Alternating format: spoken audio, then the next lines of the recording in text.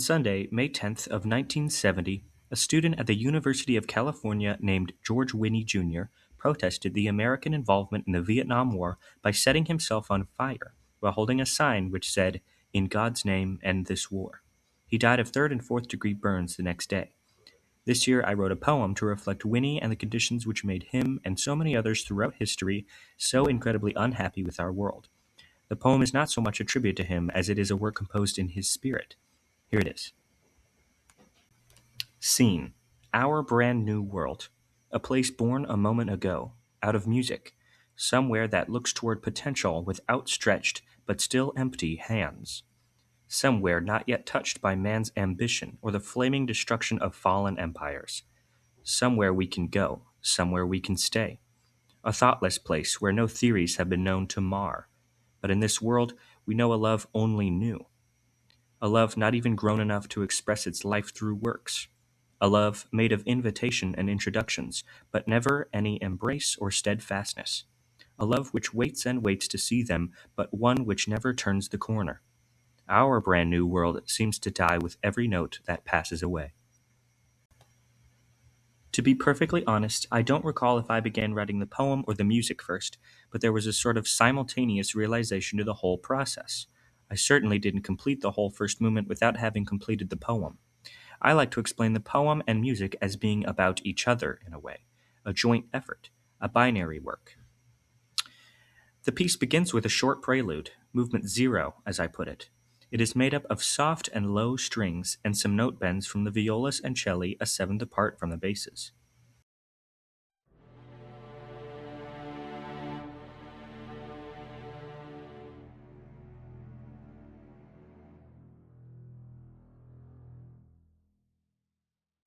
It's a kind of warming up of the orchestra, but it also creates a stirring environment, encouraging the listener to entertain their curiosities. I call it Movement 0 because it pulls the curtain back and invites the listeners into our brand new world. After a slight pause, we jump into the first movement, entitled The Birth of the World, In God's Name End This War, after Winnie's sign. It's a somewhat drastic difference in character.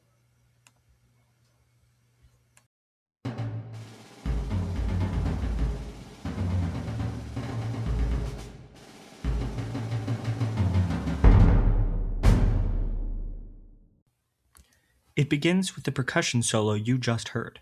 Tom-toms, kick drum, and snare make up this militant escapade, a primitivistic boom of sound and color. Within the rhythms, there is a motive which proves to be important to the whole first movement, a simple quick repetition of two notes. This little motive provides the framework for the form and development of the whole movement. I use the space between the two short notes to evoke variation, and I add different endings to the statements to create a shifting atmosphere. The orchestration switches to trumpet, accompanied by clarinets and bassoons, but employs the same two-note figure until arriving at a brimming atmosphere with strings and horns.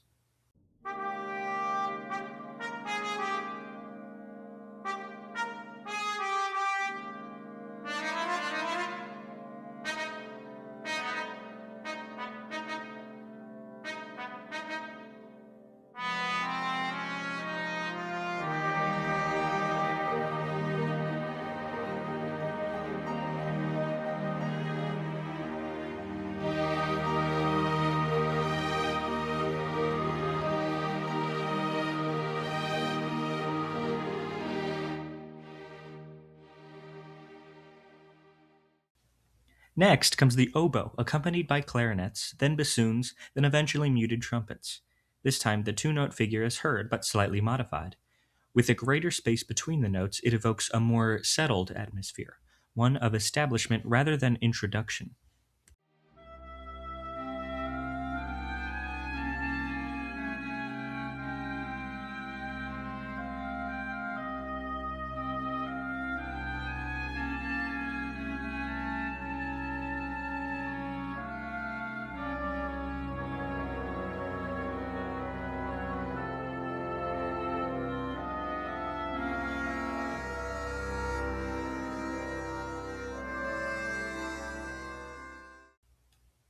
Next, we get the largest instrumentation heard yet. Spearheading the theme are the strings and flute, moving us through new chords, keys, and vibes until it fades again reluctantly with a small glissando in the strings, not recreated well by the MIDI. The music here fails the audience in a way, quietly dying to make room for the next section.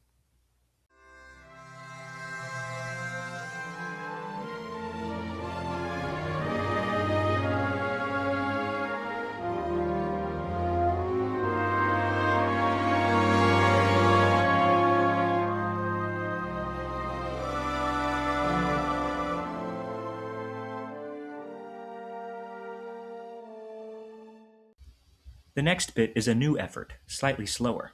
It's the same two-note figure in the oboe, accompanied by the violas, but the melody has a different ending this time, more soaring, more longing.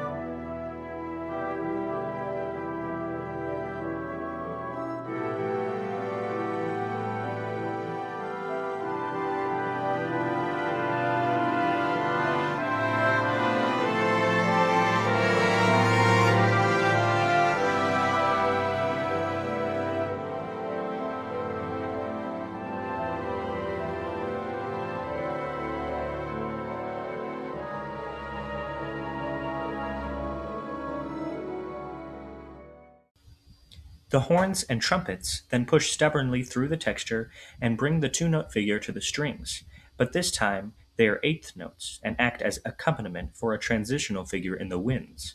The two-note figure as eighths is then passed around the different instrument families of the orchestra.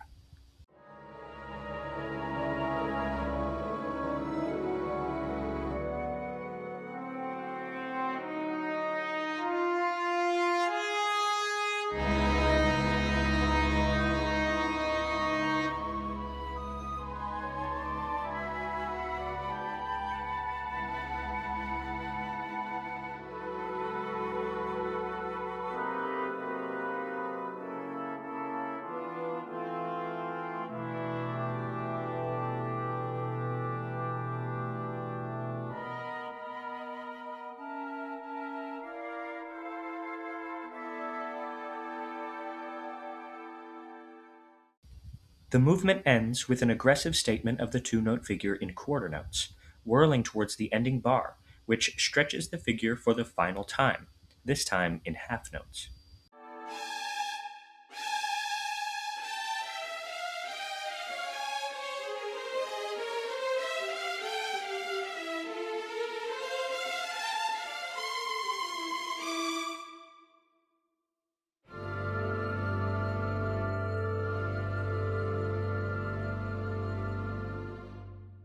The next movement is entitled Movement 1.5, Prelude Revised, because it uses the same string music heard in the first bars of the piece, but this time with the addition of the tuba, providing a new cushion.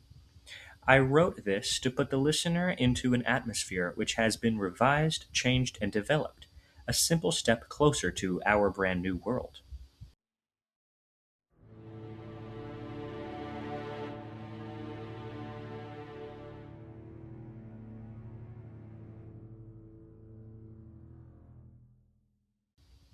Movement 2 is called Scene, a Landscape, and it's a musical description of our brand new world. The form consists of two basic sections. The first is a joyous duet between the timpani and harp, made up of four-bar phrases, giving it a quick and jumping expression.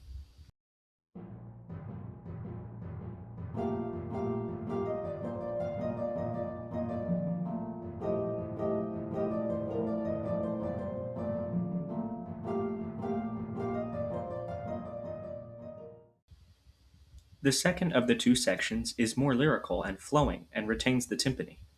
It is composed of three two-bar melodic phrases, but there is a single line passed through the seconds, violas, and celli in these 6 bars. The active dynamic changes make this section even more playful. It ends articulately and full of lively rhythmic dissonance.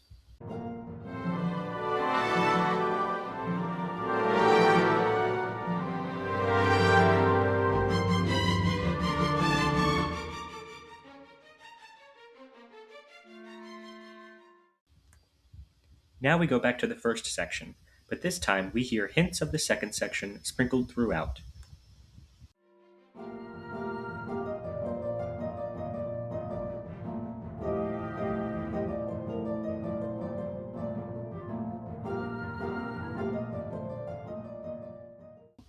In the restatement of the second section, the articulate ending transitions to the climax of the movement. It's our first time hearing groups of four in this movement, giving it a more flowing and powerful feeling.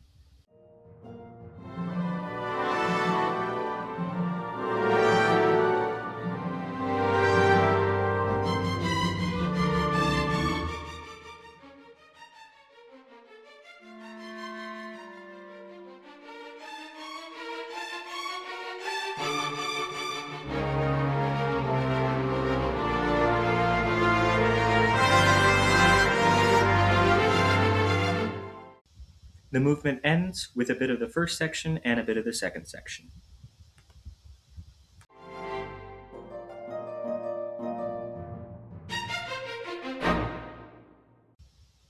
All humor and lightheartedness is cast aside when we begin the third and final movement, Attacca. Requiem, the bombing of Chimera, which has a bit of layered meaning. The term chimera refers to a mythological creature originating in ancient folktales from Asia Minor. The beast is described as a lion with a goat's head protruding from its back and an additional snake head at the end of its tail. Later in history, however, the term chimera came to describe a goal or dream which was impossible to attain. Thus, the final movement demonstrates the collapse of the world illustrated by the poem.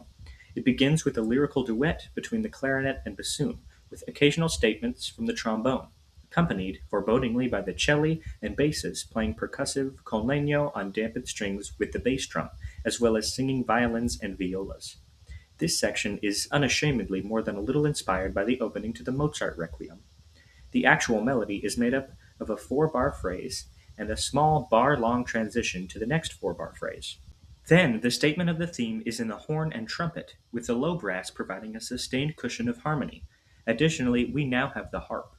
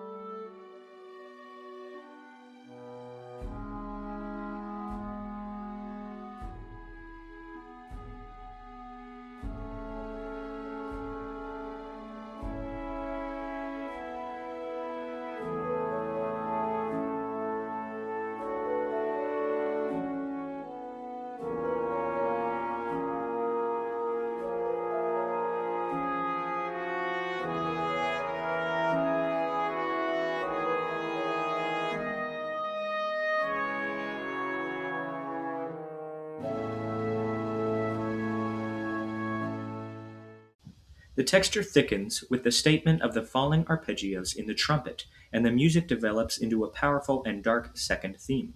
Leading are the low strings and low brass, but the timpani and snare provide drive, and the violin interplay provides motion.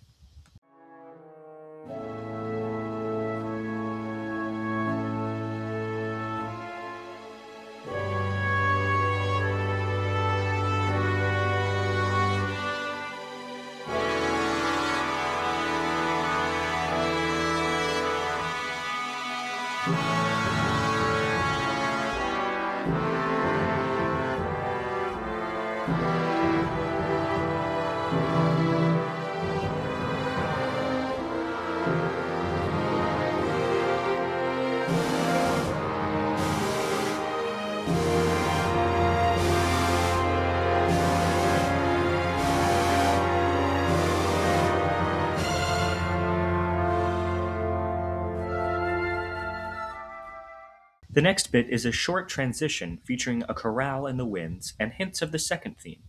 Then we get the beginning of the second theme in the low strings and muted trumpets, this time dying away in a chant like fashion.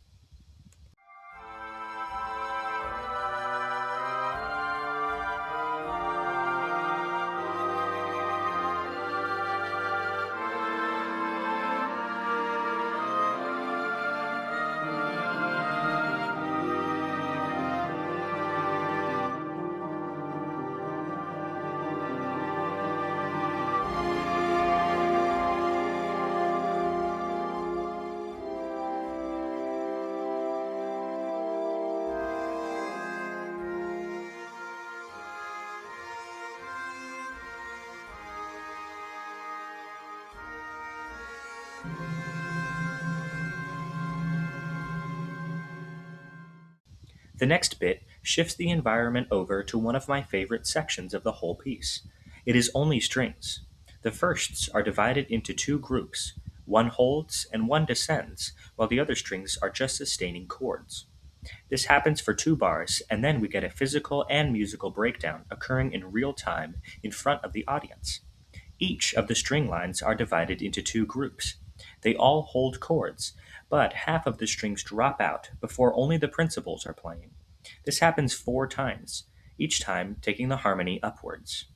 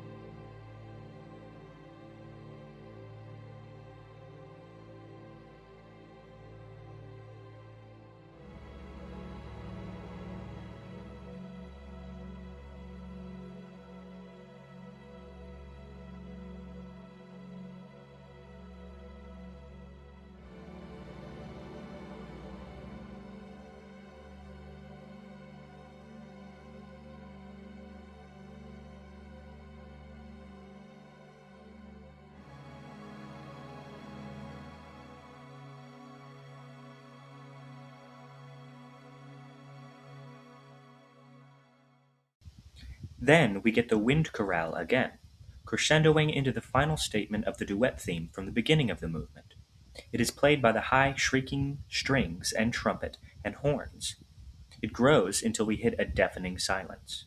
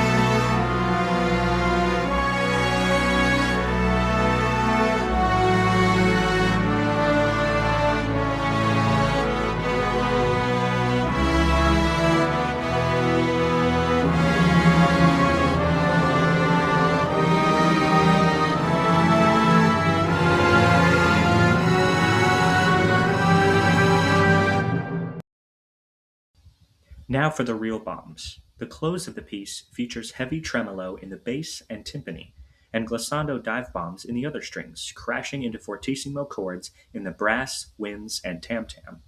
The final moments of the piece feature the bending prelude figure in the violas and celli underneath the upper string dive bombs, illustrating a detour from progress and development into a failing attempt to realize our initial dreams.